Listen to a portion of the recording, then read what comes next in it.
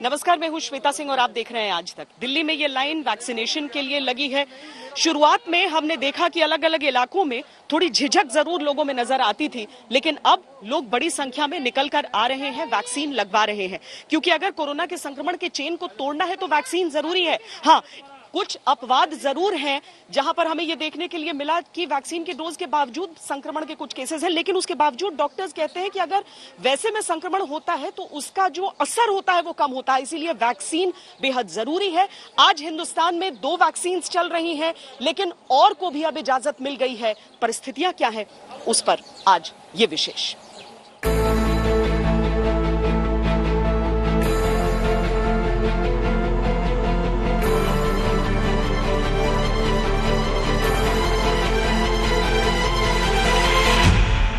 Covishield का कवच है, कोवैक्सीन का किल शॉट है, अब स्पुतनिक का साथ है।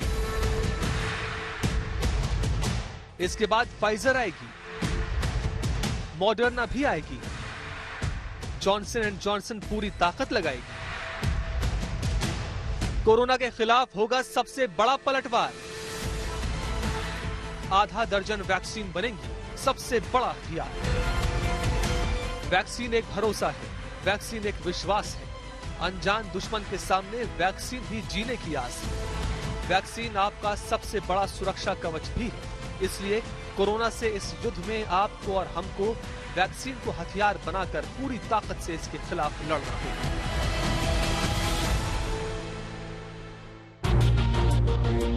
लेकिन सवाल उठता है कि क्या भारत में चल रहे दुनिया के सबसे बड़े वैक्सीनेशन ड्राइव में सब कुछ ट्रैक पर है? दूसरे देशों से तुलना की जाए तो ये तस्वीर खुद ब खुद साफ होगी। अमेरिका ने अपनी 189 मिलियन आबादी को वैक्सीनेट कर दिया है। वैक्सीनेशन ड्राइव शुरू होने के 120 दिनों के अंदर अमेरिका ने अपने देश की 57% आबादी का टीकाकरण कर दिया है। यूके ने 39 मिलियन लोगों को वैक्सीनेट कर दिया है, जो उसकी आबादी की 60% है। यूके ने टीकाकरण कार्यक्रम शुरू होने के 126 दिनों में अपने देश के 60% लोगों को वैक्सीनेट कर दिया।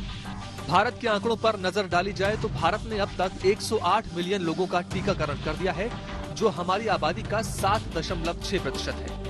भारत ने वैक्सीनेशन ड्राइव के शुरू होने के 87 दिनों में ये हासिल किया।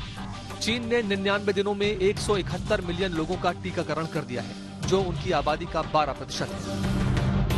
लेकिन यहाँ पर यह देखना भी जरूरी हो जाता है कि जिन देशों ने 50% से ज्यादा लोगों को वैक्सीनेट कर दिया है, वहाँ की आबादी भारत के मुकाबले क्या है। अमेरिका की कुल आबादी करीब 33 करोड़ है, यूके की कुल आबादी 6.7 करोड़ है, भारत की 136 करोड़, जबकि चीन की कुल आबादी करीब 140 करोड़ है। वैक्सीनेशन के तीसरे चरण में चल रहे भारत के अलग अलग आयु वर्ग के वैक्सीनेशन को देखा जाए तो भारत में 90,33,621 हेल्थ केयर वर्कर्स को वैक्सीन की पहली डोज दे दी है, जबकि 55,58,103 हेल्थ केयर वर्कर्स को दूसरी डोज भी दी जा चुकी है। 1,78,589 फ्रंटलाइन वर्कर्स को पहली वैक्सीन लग चुकी है, जबकि 49,19,212 फ्रंटलाइन वर्कर्स को दूसरी डोज भी लग चुकी है। 45 से 60 साल के बीच वालों में 3,42,18,175 लोगों को वैक्सीन की पहली डोज लग चुकी है, जबकि 7,59,654 लोगों को वैक्सीन की दूसरी डोज भी दी जा चुकी है। वहीं 60 साल से ऊपर लोगों में 4,17,12,654 लोगों को वैक्सीन की पहली डोज दी जा चुकी है, जबकि 22,53,077 लोगों को दूसरी डोज भी लग चुकी है। तो क्या ये मान लिया जाए कि वैक्सीनेशन की रफ्तार बिल्कुल ठीक चल रही है, सबको टाइम पर वैक्सीन लग रही है? और उससे भी बड़ा और जरूरी सवाल ये कि क्या देश में पर्याप्त मात्रा में वैक्सीन मौजूद है? हर वैक्सीन सेंटर पर कोई एक खास वैक्सीन होती है। यहाँ पर कोविशील्ड दी जा रही है, कई सेंटर्स में भारत बायोटेक की वैक्सीन दी जा रही है। लेकिन भारत जैसी बड़ी आबादी और अलग अलग राज्यों से जो शिकायतें आ रही थी कि वैक्सीन की कमी हो रही है, उसको देखते हुए सरकार ने भी आपात इस्तेमाल के लिए बाकी वैक्सीन को भी अनुमति दी है। इसकी भी एक प्रक्रिया है, लेकिन सबसे पहले स्पुतनिक वी हिंदुस्तान आने वाली है।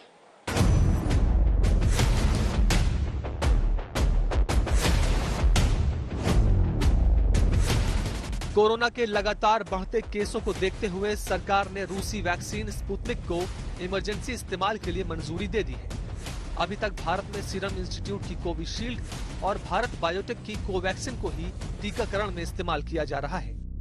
दरअसल रूस की स्पुतनिक ने भारत में आपात इस्तेमाल के लिए अर्जी दी थी, जिसको सब्जेक्ट एक्सपर्ट कमेटी की तरफ से मंजूरी मिल गई।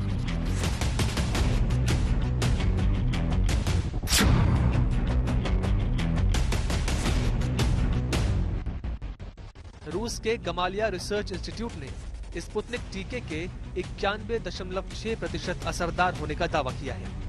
देश में इस्तेमाल हो रही कोविशील्ड सिर्फ 80% और कोवैक्सिन 81% असरदार है। स्पुतनिक टीके की 2 डोज 21 दिन के अंतराल पर लगेंगी। इस वैक्सीन की खास बात यह है कि इसकी दोनों डोज अलग अलग तरह की है, यानी दोनों डोज कोरोना वायरस के डीएनए पर अलग अलग तरह से असर करेंगी, जिससे इसके प्रभावशाली होने के चांसेस ज्यादा होंगे। आमतौर पर सभी कोरोना वैक्सीन की दोनों खुराक में एक ही दवा दी जाती है, लेकिन स्पुतनिक की दोनों खुराक में अलग अलग दवा दी जाएगी। एक बहुत पॉजिटिव डेवलपमेंट हुई है कि एक तीसरा वैक्सीन हमारे देश में अब इमरजेंसी यूज के लिए आगे आ गया है। ये स्पुतनिक वैक्सीन है। भारत और रशिया की, रूस की मिलीजुली कोलैबोरेशन है। ये बहुत मेहनत के साथ इस वैक्सीन के सिस्टमैटिक स्टडी करते करते अच्छे तरीके से इस वैक्सीन का ट्रायल हुआ। पूरी प्रक्रिया को पूरा किया गया।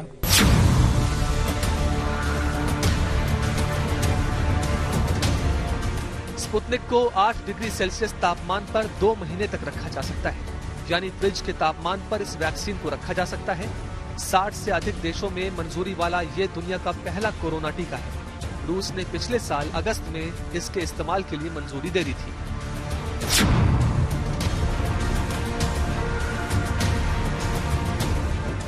भारत में स्पुतनिक की मार्केटिंग रूसी डायरेक्ट इन्वेस्टमेंट फंड कर रहा है। उसने भारत के साथ 75 करोड़ डोज बनाने का करार किया है। शुरुआत में स्पुतनिक को रूस से ही आयात किया जाएगा। हैदराबाद की डॉक्टर रेड्डीज लैब स्पुतनिक की पहली 125 मिलियन डोज मई से अगस्त वाले क्वार्टर में आयात करेगी। अगले क्वार्टर में 6 भारतीय कंपनियां ये वैक्सीन बनाना शुरू कर देंगी। तब इसकी सप्लाई और बढ़ जाएगी। तब तक भारत को कोविशील्ड और कोवैक्सिन पर ही निर्भर होना होगा। ट्रायल में गए, महीनों से ये मेहनत हो रही है। ट्रायल के रिजल्ट्स देखे गए और जो डेटा हमारे देश का है उसको बाहर के देशों के डेटा के साथ मिला के 28-30 हजार के करीब जो पेशेंट का डेटा है उसको लेके जो फैसला किया गया है वो आपको मालूम है। तो एक बहुत सिग्निफिकेंट डेवलपमेंट है।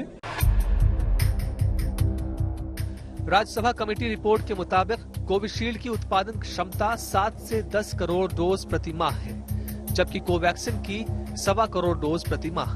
कुल मिलाकर दोनों कंपनियां हर महीने करीब 8.3 करोड़ से लेकर 11.3 करोड़ डोज प्रति माह का उत्पादन कर रही हैं। अगस्त तक भारत का लक्ष्य 30 करोड़ लोगों को वैक्सीनेशन करने का है। 28 फरवरी तक भारत में 3 लाख लोगों का वैक्सीनेशन रोज हो रहा था। मार्च में बढ़कर ये आंकड़ा 16 लाख हो गया। अप्रैल में 35 लाख डोज वैक्सीन रोज दी जा रही है। अगर इसी रफ्तार से वैक्सीनेशन होता रहा तो अगस्त तक 30 करोड़ लोगों का वैक्सीनेशन किया जा सकेगा। दिसंबर 2021 तक 40% लोग और मई 2022 तक 60% लोगों का वैक्सीनेशन किया जा सकेगा। हालांकि यहाँ ये जानना भी दिलचस्प है कि सीरम इंस्टीट्यूट और भारत बायोटेक वैक्सीन एक्सपोर्ट भी कर रहे हैं। सीरम इंस्टीट्यूट का गावी द वैक्सीन अलायंस और bill and Melinda Gates foundation के साथ 200 मिलियन डोज एक्सपोर्ट करने का कमिटमेंट है। एस्ट्राजेनेका और सीरम के सब लाइसेंसिंग एग्रीमेंट के मुताबिक दोनों को गरीब देशों को 1 बिलियन डोज वैक्सीन सप्लाई करनी है। इसके अलावा भारत बायोटेक भी 40 अलग अलग देशों में वैक्सीन एक्सपोर्ट करने की इजाजत मांग चुका है। तो कहीं भारत में वैक्सीन की कमी तो नहीं हो जाएगी?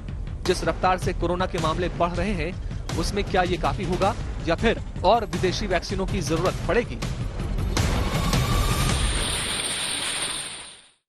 वैक्सीन देश ने डेवलप की है और भी वैक्सीन को लाने का प्रयास हो रहा है। 11-12 करोड़ के बीच में जो है हमारा नंबर वैक्सीनेशन का हो गया है, उसको भी और तरीके से स्पीड अप करने के लिए प्रयास हो रहा है और भी जो चीजें हैं। पूरी प्रक्रिया के साथ वैक्सीनेशन प्रोसेस को अंजाम दिया जा रहा है। आप सब वैक्सीन लगवा चुके हैं? जी हाँ, मेरा सेकंड डोज है। अच्छा से आपका एक्सपीरियंस क्या कहता है, सबको वैक्सीन लगवाना चाहिए? बिल्कुल लगवाना चाहिए। कोई दिक्कत? कोई दिक्कत नहीं। कोई दिक्कत हुई? कोई दिक्कत नहीं। ऑब्जर्वेशन में आधे घंटे के लिए यहाँ पर बैठना है कि कहीं कोई कॉम्प्लिकेशंस तो नहीं होते हैं, लेकिन अगर हम देखते हैं कि हमारे बुजुर्ग भी लगवा चुके हैं तो 45 प्लस के ऊपर का जो एज ग्रुप है उन सबको समय निकालकर कम से कम वैक्सीनेशन के लिए जाना चाहिए। अभी तक जितने वैक्सीन यहाँ पर रहे हैं और आने वाले दिनों में जो वैक्सीन हमारे सामने आने वाले हैं उनकी संख्या कितनी होगी, वो कहां पर और कैसे उपलब्ध होंगे, इसकी भी जानकारी समझते हैं।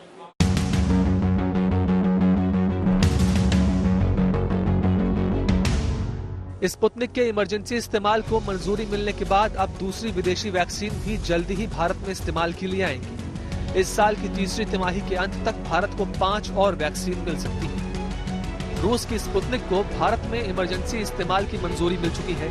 स्पुतनिक की एफिकेसी 91.6% है, जिसे 2 से 8 डिग्री सेल्सियस के तापमान पर स्टोर किया जा सकता है। इसकी एक डोज की कीमत 750 रुपए से कम है। अगले 3 से 4 महीने में वैक्सीन की पहली खेप आयात की जा सकती है। फाइजर की वैक्सीन करीब 95% तक कारगर है। 21 दिनों के अंतराल पर इसके 2 डोज लगने होंगे। इसे स्टोर करने के लिए -25 से -15 डिग्री तक तापमान चाहिए। अंतर्राष्ट्रीय बाजार में इसकी कीमत करीब 1500 रुपए है। मॉडर्ना की वैक्सीन 94.1% तक कारगर है। 28 दिनों के अंतराल पर इसके 2 डोज लगाने होंगे। इसे स्टोर करने के लिए 2 से 8 डिग्री तक तापमान चाहिए। अंतर्राष्ट्रीय बाजार में इसकी एक डोज की कीमत करीब 1800 रुपए है। जॉनसन एंड जॉनसन वैक्सीन एक सिंगल डोज वैक्सीन है जो 66.3% कारगर है।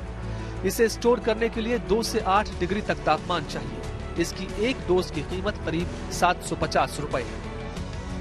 नोवैक्स वैक्सीन एक प्रोटीन बेस्ड वैक्सीन है। नोवैक्स की कुशलता दर करीब 90% है। इसे स्टोर करने के लिए 2 से 8 डिग्री तक तापमान चाहिए। अमेरिका में इसकी कीमत करीब 1200 रुपए है। एक बहुत सिग्निफिकेंट रेगुलेटरी बदलाव आया है।